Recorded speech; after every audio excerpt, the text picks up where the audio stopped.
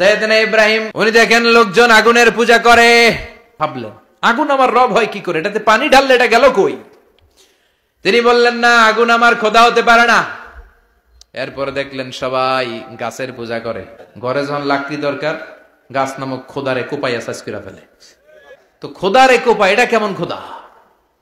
এরপর দেখলেন কিছু লোক গরুর পূজা করে, আবার যখন জুতা বানানো দরকার গরু জবাই করে গরুর চামড়া দিয়া জুতা বানায়া পড়ে। একটাও সাইয়েদনা ইব্রাহিমের মাথায় ধরে না। এরপর সাইয়েদনা ইব্রাহিম দেখলেন মূর্তির পূজা করে, বিশাল বিশাল মূর্তিগুলোর সামনে দাঁড়িয়ে চোখের পানি ছাড়ে। তো উনার এটাও মাথায় ধরে না, কারণ উনি দেখলেন কিছুক্ষণ আগে এগুলোর মাটি কাটা দিয়ে মূর্তি বানাইছে ওরা। দিন গড়িয়ে রাত আসে, সাইয়েদনা ইব্রাহিম আকাশের দিকে তাকায়, তাকিয়ে দেখে ধ্রুব তারা।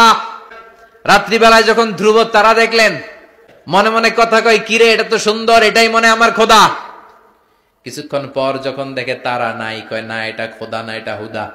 এরপরের দিন যখন চাঁদ দেখলেন, পূর্ণিমার চাঁদ, এবার আবার মনে মনে কথা, তাইলে ওইটা না এটাই মনে হয় খোদা।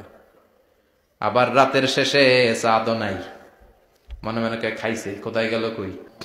এরপরের দিন সকালবেলা পূর্ব দিগন্ত থেকে যখন দ্বিপ্রহরের জল জলে সূর্যটা উঠলো, তিনি বললেন না না, ধ্রুব তারা খোদা না, চাঁদও আমার খোদা হলে হতে হবে এই সূর্যটা, ঠিক কিনা?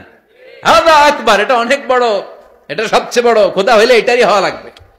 আবার বিকেল বেলা পশ্চিম দিকে যখন জল জলে সূর্যটা ডুবে যায়, এবার উনি বিপদে পড়লেন। তিনি বললেন না, গরু আমার খোদা হতে পারে না,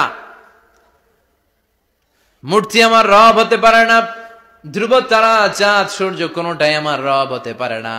মহাবিশ্বটা যে চমৎকার ভাবে চলছে, নিশ্চয় এমন একজন মহা ব্যবস্থাপক আছে, নিশ্চয় এমন একজন মহা কন্ট্রোলার আছে, যিনি দূর থেকে গোটা বিশ্বের সব কন্ট্রোল করে থাকে। তিনি কে?